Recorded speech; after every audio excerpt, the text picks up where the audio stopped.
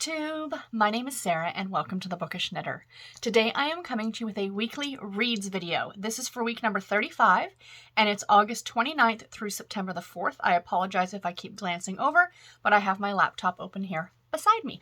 So, yeah, no vlog this week, you guys. And right off the bat, I'm going to state it. For the foreseeable future, there will not be any weekly reading vlogs on this channel. It's just gotten to be, it's not like it's too much. It's not like it's like, oh my gosh, it's such a hard thing to do. But what I've been finding is that over the past few weeks, it's not that I'm forgetting to sit down with you guys in the mornings, because that's usually what I would do, is I would sit down in the morning and kind of give you guys a, oh, what did I finish yesterday? What am I currently reading? That kind of an idea. Whereas that takes like, let's say it takes me 10 to 15 minutes. It's not a long period of time, but it's 10 to 15 minutes. Where what I've been doing now is reading, actually. I've been taking those 10 or 15 minutes every day and reading. So I'm kind of enjoying that a lot, and I would rather sit down at this point in my life. I would rather sit down and talk to you guys once a week and kind of go through everything and then, save the vlogs for more fun stuff. So I will still be vlogging. I will be vlogging the Create Your Own Readathon weekends. There's one coming up in a few weeks. And I will also be vlogging like when my husband and I go away to Buffalo, New York for our big exciting weekend away to go watch a hockey game. I'll vlog that, of course, because we'll be out shopping and, it's not my normal everyday to day. You know what I mean? So stuff like that, I will definitely vlog. But in general, I think it's just going to, for now, because I've gone back and forth on this channel quite a bit, from doing weekly reading vlogs to not doing them. And I think at this stage right now, this is the better place for me to be. So, that's pretty much that. A few things we're going to talk about in this video. Of course, all the books that I finished this week. I am also going to, of course, share with you guys the books that I'm currently reading. I do have a small book haul. I got sent some stuff in the mail, so I will be sharing that with you guys. And then I'll talk about actually what happened this week, because if you saw my community tab post, I did end up back in hospital. Clearly, everything is fine. I am at home. I'm actually filming this on Monday, which is why it's going up a bit later. Typically, I would try and film this on a Sunday to post on the Monday. But anyway, that's neither here nor there. So like I said, timestamps below for all of the things. I think I said timestamps. I started this video like 4 times now, so we're just going to try and go with it at this point and see where we end up. But yeah, I will talk about kind of the life stuff at the very end, because I'm sure most of you probably are not interested and you're only here to hear about the books, which is perfectly fine because that's why we're all here. So I read 6 books this week, you guys, but 2 of them I'm not going to be talking about because they were for my Harlequin anticipated reads vlogs. So one of them I've already talked about, and one of them I haven't talked about yet. That vlog hasn't gone up. So the first book that and of course I'll be doing those vlogs as well, the Harlequin anticipated reads vlogs. So the first book that I finished this week, almost the third last book for the month of August, was Finding Her Voice by Donna Gartshore. I talked about this one in my Harlequin vlog that went up on the 1st of September. So if you want to hear my full review on that one, you can head over there. I'll leave it linked below. Hop on over and you can hear my thoughts on that book. And then I finished Lemon Drop Dead by Amanda Flower. I gave this book 4.5 stars. It is book number 6 in the Amish Candy Shop Mystery Series. And thank you very much to NetGalley and to Kensington for sending me an e-art copy of this book to read and review. So like I said, 6th book in the Amish Candy Shop Mystery Series. I don't want to give away too much for those people who have not caught up to this point in the series yet, who are reading this series in order. Essentially, the plot of this one is that one of our main characters, not our main character Bailey, I can give that away, not Bailey, but another one of our main characters is pregnant, and they are throwing a baby shower in the town square, and this woman shows up with this secret about the pregnant woman and threatens to kind of let the secret out, if you will, and then she ends up dead. And it's up to Bailey and the crew in Harvest to figure out what happened to this dead woman. So it was a fun one. Like I said, I gave this one 4.5 stars. The thing I'm finding is that this series, for a cozy mystery series, feels like it's getting a little grittier to me as the series goes on. So like the last book, I noticed this a lot too. Now, you think it's like you look at this cover and it's like this pig, with all these flowers. I think he's got like a little bonnet on. Like, you think this is going to be like ultra cute. But it does deal with death is a huge thing. But it also deals with like stuff that you wouldn't normally associate with the Amish. Like the last book dealt with like moonshiners. And then this book deals with like horse racing and gambling and again, just stuff that I wouldn't necessarily associate with the Amish. Now, this is not like the Kate Burkholder series by Linda Castillo, which is a very gritty police procedural. I love that series so much. You guys know that I am a huge fan of the Kate Burkholder series. For those of you who don't know and are into police procedurals, very violent, they're very violent, but really well told stories. It's a series about a woman who was Amish and is now like the police chief for this small town in Pennsylvania. And a lot of the crimes involve the Amish. It's really good. There's like 18 books now in the series. It's fantastic. Anyway, that's a side note. That I think that in our brains, we associate the Amish with being like, laid back. They don't take any stance on violence. Like don't just kind of like water off a duck's back kind of an idea. And when they're involved in these murders and in these things like moonshining and gambling and I'm not saying that gambling and horse racing are bad things. Believe me, I love going to the track. Some of my fondest memories are going to the track. But it's not something, again, you associate with the Amish. Do you know what I mean? So anyway, yeah. A little bit grittier, but I am liking it. There is the newest book came out a couple weeks ago called Peanut Butter Panic. My plan was to read it this month, but I don't think I'm going to do that. I think I need a break from this series because I'm starting to get annoyed at some of the secondary characters, and that's typically what happens when I read a series like this back to back to back. The Babysitter's Club, Nancy Drew, and Sweet Valley, they're different. I think because they're so much shorter and they're so much quicker to read, whereas these books take me a few days and I kind of sit with the characters a little bit longer. So they start to, it's like visiting with family. Like, you love your family, but at some point it's like, you gotta go home now. And that's how I feel about this. So I think I'm going to take a break. I was going to try and read Peanut Butter Panic this month. I may not. I haven't decided yet. Next up, the last book that I read for the month of August was Kristy and the Vampires by Ann M. Martin.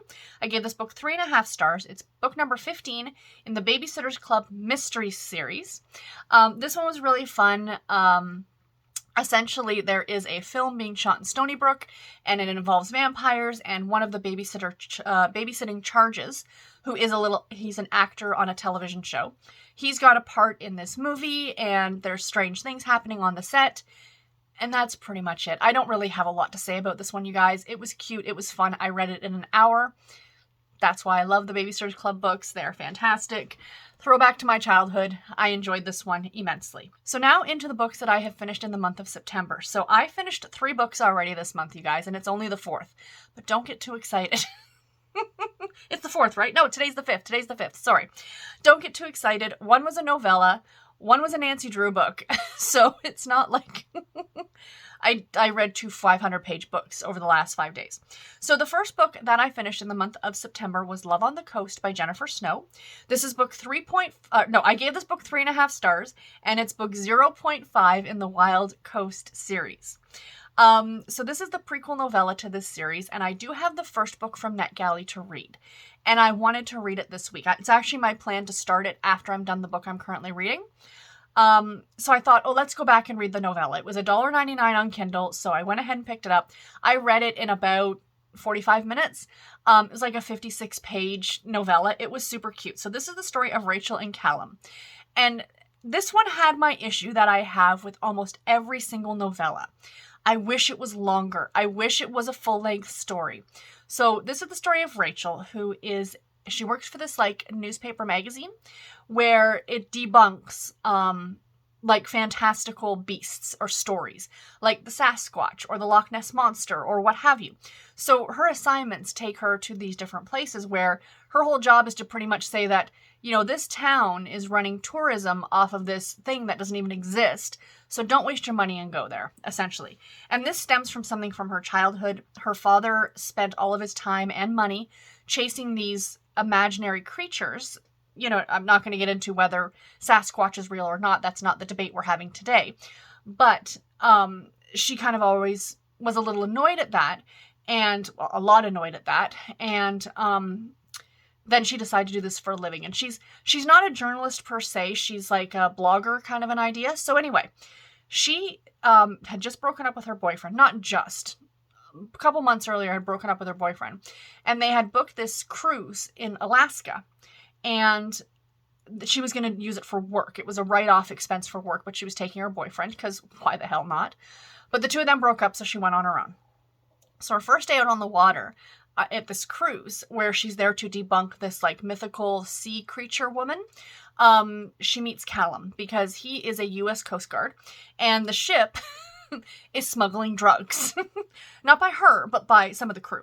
So she, of course, ends up in this small town, and it's about her and Callum, and him also, not only the two of them starting a relationship, but also, like, him showing her that, you know, yes, you might think that we're trying to, like, you know, draw tourists in with this whole mythical creature thing, but in reality, it really helps the town, and how it helps the town, and yada, yada, yada. So again, the thing is with novellas is that the romance is so quick, and I'm not a fan of, you know, love or lust at first sight, if you will. But it was a fun story. I do like, spoiler alert for the end of the book, it's not a happily ever after, it's a happy for now, which I do like a lot, especially in a novella, especially when the couple just meets, you know, a few days earlier. I think that's even a bigger pet peeve of mine than the whole adult content section of it, where, you know, it's like, you know, oh my God, we met 2 days ago and I'm absolutely in love with you and I can't live without you. That's not realistic.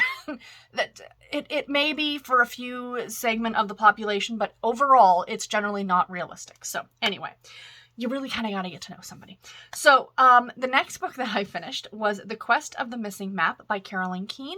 I gave this book 3 stars. This is book number 19 in the Nancy Drew Mystery Stories series. So in this one, this is about a treasure map, and, you know, Nancy and her friends are dragged into this mystery.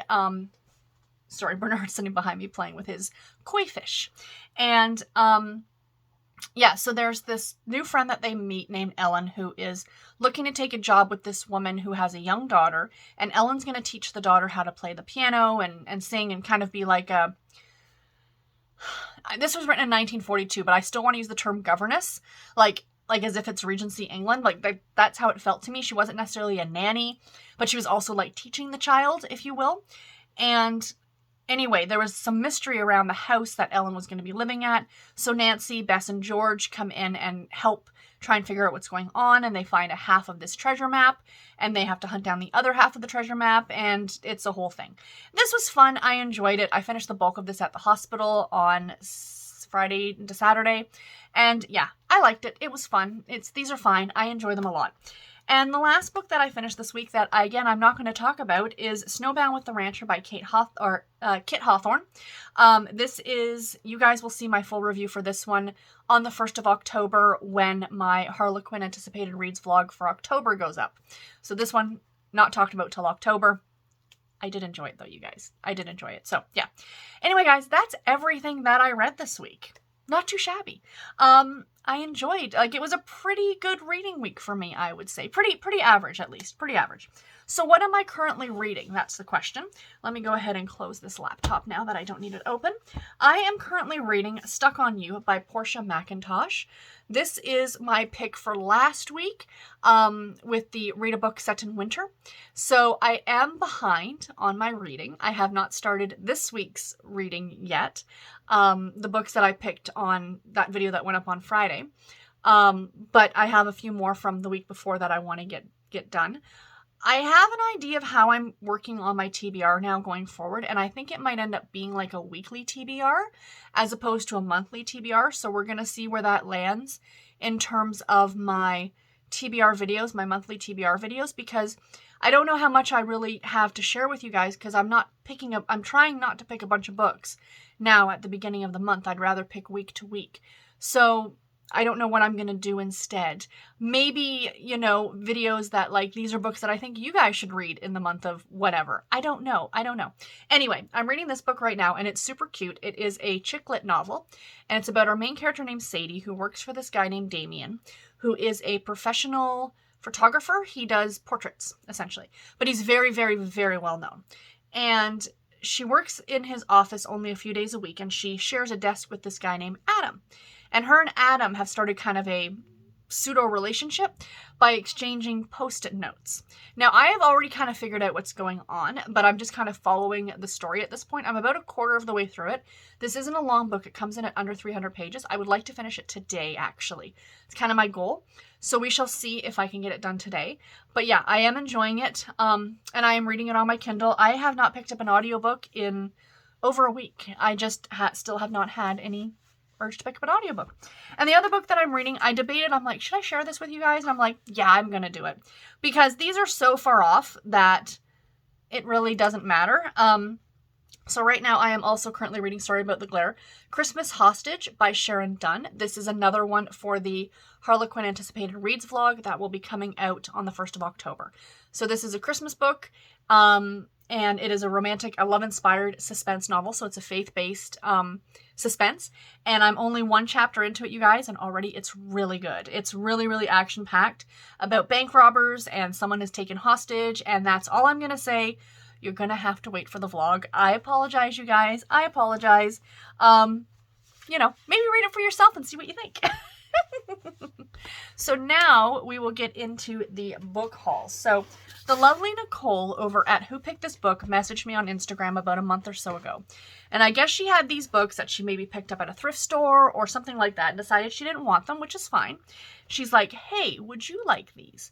And I'm like, yes, please. So I paid for her to send them my way because I know shipping is very expensive to Canada. And she sent me 6 books and I'm super excited. They're a little worse for wear, but I am very, very happy with some of them. So what I got here, let me organize these properly.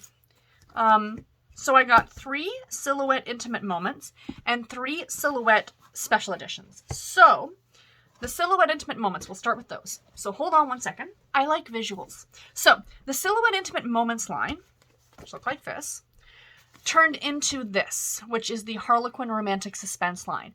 So these are just completely like the numbers on the spines just continued all the way through. Silhouette was bought out by Harlequin back in the 80s, I think. And for a lot of years, though, they still carried the Silhouette name and the line of Intimate Moments. And then at one point in the 2000s, I think, they switched over to Silhouette Romantic Suspense, the Romantic Suspense line. And then they dropped Silhouette completely a number of years ago. And everything that was a Silhouette line now became a Harlequin line. So I have 3 books for the Intimate Moments series. So the first one here is Lone Star Lawman by Kay David. So this one looks really cute. This is the Loving Arms of the Law miniseries. She couldn't help loving him. 18 years ago, Rick Hunter was everything Sylvina, no, I'm saying that wrong. Sylvina Hernandez shouldn't have and everything she wanted. Then came the terrible night when he needed her most and she fled, taking with him a secret. My assumption is that secret, you know, maybe walks and talks. After about 9 months? No. No, longer than 9. After a couple of years, walks and talks, I guess. Yeah. Can you tell I don't have kids?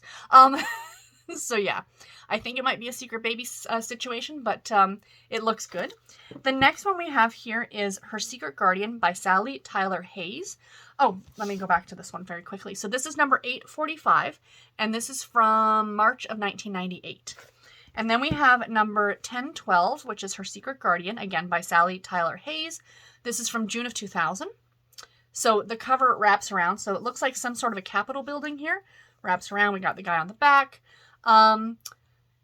He'd been dubbed her guardian angel, this man who came by night to warn Dr. Grace Evans and her medical team of coming danger. Grace had never seen his face, but his velvet voice reached out from the darkness, stirring longing she blushed to name. Though a tragedy that had made Grace weary of love, she dreamed of her personal hero. Then she was kidnapped. So, yeah, you can clearly see how the Intimate Moment books turn into a romantic suspense type scenario. And this is the line that Heather Graham got her start writing for. Side note. And then last but not least, we have number 904, and this is from January of 99, A Cowboy with a Badge by Margaret Watson. This is part of the Cameron, Utah series. At first, when I saw this cover, I immediately thought, ooh, Australia. No. Utah is far from Australia.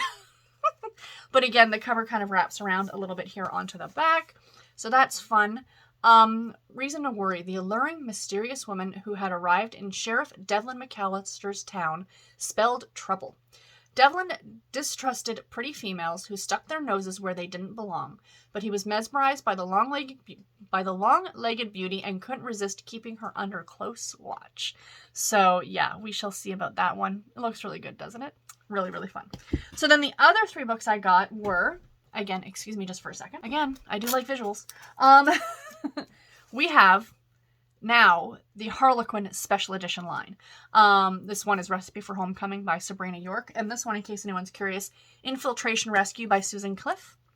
Both I have not read yet, but both look great. So this is the Harlequin Special Edition. And again, as I already mentioned, this was always the Silhouette Special Edition line, but when they dropped Silhouette, it just became Harlequin. So again, these books are continuous into this now. Just in case you guys wanted a little bit of history into Harlequin. So the first one we have here is a more recent release, and this is Rayanne Thane's A Soldier's Return. This is part of the Women of Brambleberry House series. She took a break from writing this series and is now writing some more of them, or did go ahead and write some more of them. So yeah, this one I do not have. I really love the cover on it. I think it's gorgeous. Returning home to Cameron Beach and living in Brambleberry House, a place where good things seemed destined to happen, had brought Melissa Fielding and her young daughter such joy. Perhaps it was no accident when the single mom bumped into Eli Sanderson and discovered the handsome doctor was also back in town. The ex-soldier was still so captivating, but also more guarded. Was now the time to put old ghosts to rest.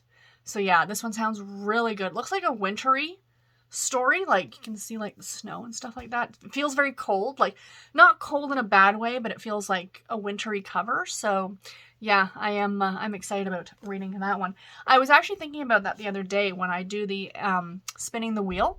I might try and focus specifically on my Harlequin collection and pulling books that fit the prompts based on that. So like, you know, a book with a wintry cover, this one would have absolutely sufficed, right? So anyway, that's a total side note.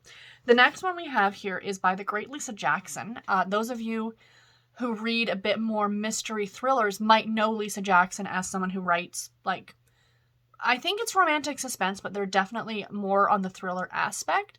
But she also wrote for the special edition line at one point. So we have A is for Always, and this is part of the Love Letters series. This is number 914, and it is from October of 1994. So there's the cover. Rich man's son, Max McKee, had once loved young Skye Donahue, not wisely but well.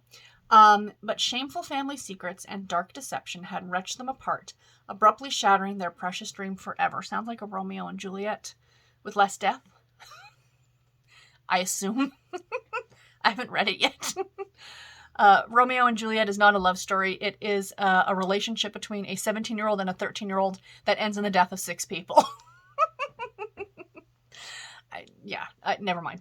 I never understood the love story aspect of Romeo and Juliet. But anyway, so Lisa Jackson, very exciting.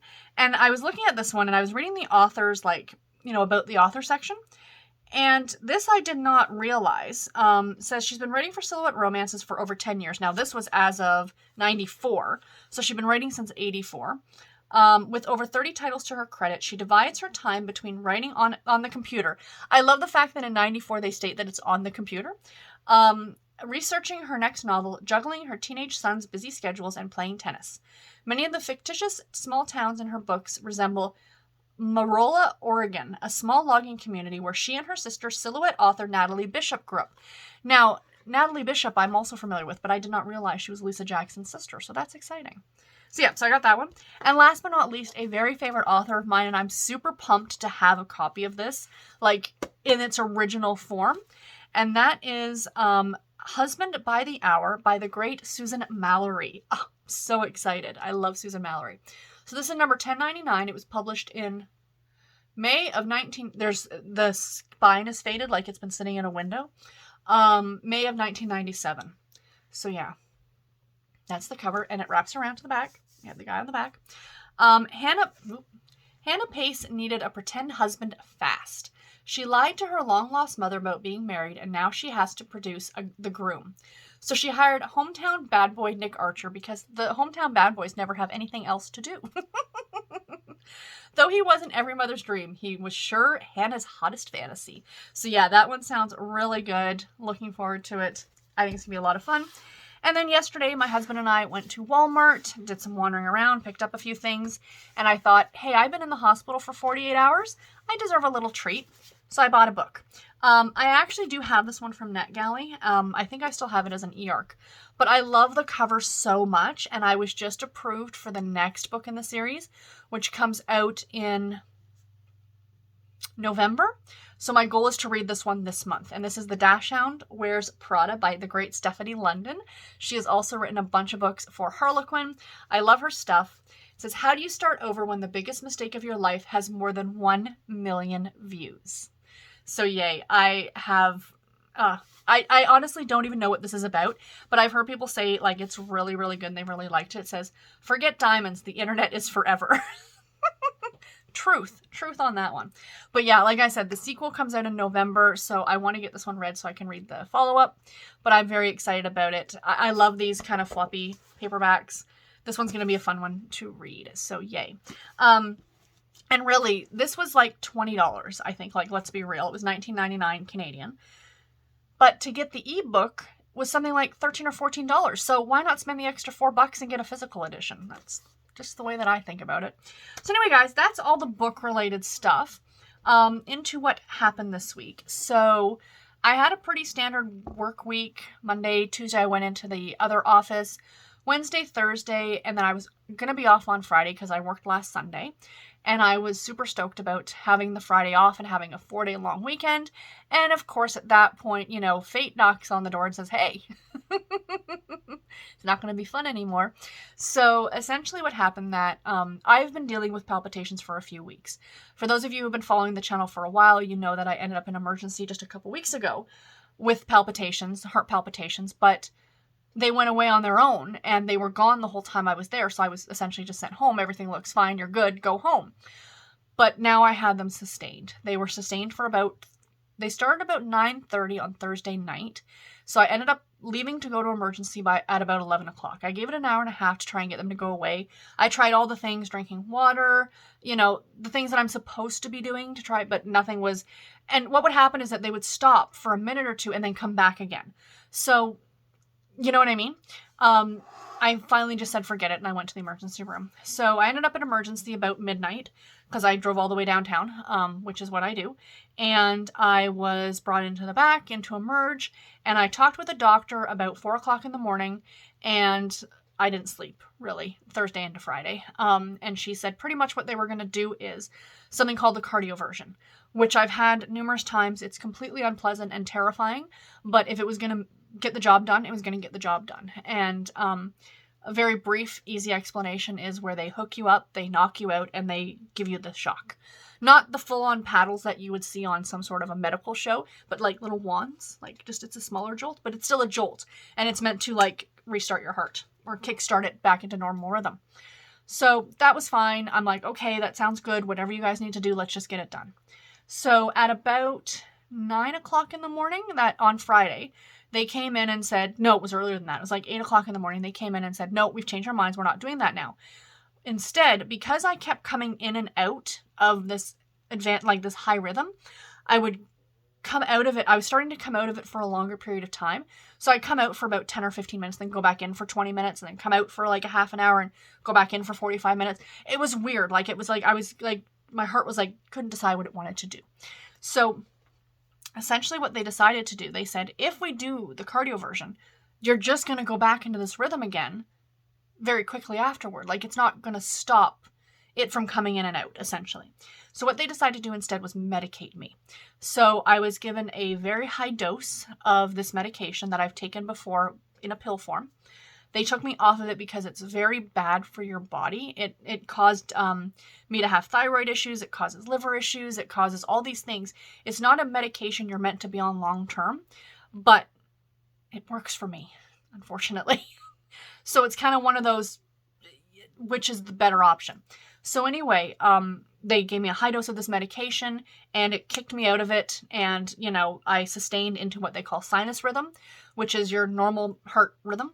And then they put me on a 24-hour drip, which is why I had to stay overnight. Was the only reason I had to stay overnight was because they wanted to make sure I didn't convert back into the AFib, and they wanted me to stay in sinus. I'm sorry, this is all very medical for a lot of you. I apologize. Essentially, they want to make sure my heart didn't do the funky chicken dance in the time that I was on this drip. So I spent 24 hours on this drip. I did not convert back. They gave me medication to take home, so I'm now taking this medication in pill form for the foreseeable future. They're giving me a lot of it at the beginning and then slowly backing it off to just taking 1 pill a day. And this medication works by building up in your system. So it will build up and like keep a big store of it, I guess.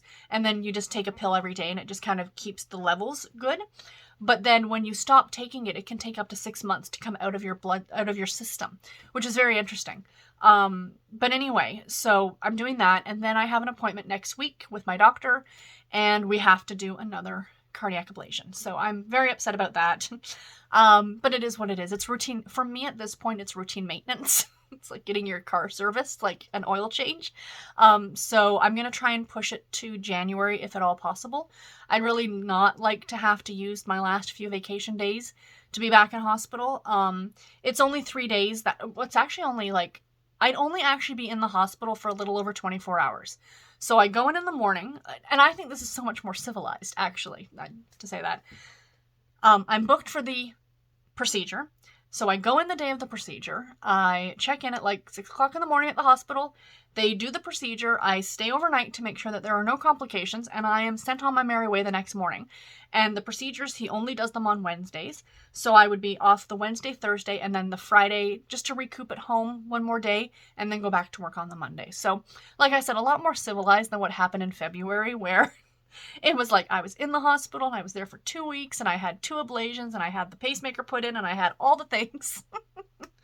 And I think that was part of my fear of why I didn't want to go back to the hospital, because all I kept thinking was February, where I spent those 2 weeks. And I'm like, I've just dealt with this. So unfortunately, this is an ongoing issue. This is what we're going to have to do. The doctors themselves even said to me they'll make some sort of a decision in terms of the medication, whether it's something that they can keep me on or not. Do the benefits outweigh the negatives? Do you know what I mean? So anyway, it's been a thing. So as I jokingly said to everybody, I wanted a redo on my 4-day long weekend because it's technically only a 2-day weekend. Today is Monday, the day that I'm filming this, and I lost my Friday and Saturday, but you know what? It's fine. It got fixed. It sucks being in hospital. Believe me, I know. But it's the best place to be when you're not feeling well. And they did everything that they could do to get me out of there as quickly as possible. And I'm very, very thankful to them. I love my doctors at Toronto General. I think they're all fabulous. And, you know, all the love to them because they are fantastic. So anyway, that's it. I'm going to get this edited and posted. And I'm not going to film any other videos today. I'm going to film some videos probably tomorrow. That'll go up later this week. On Tuesday, tomorrow, I'll film it tomorrow morning. I've got my Autumn Amour TBR that I'm going to be sharing with you guys. And then on Thursday will be my August wrap-up. So that's exciting. But anyway, guys, that's it. I will talk to you all in my next video. Take care and happy reading, everybody. Bye.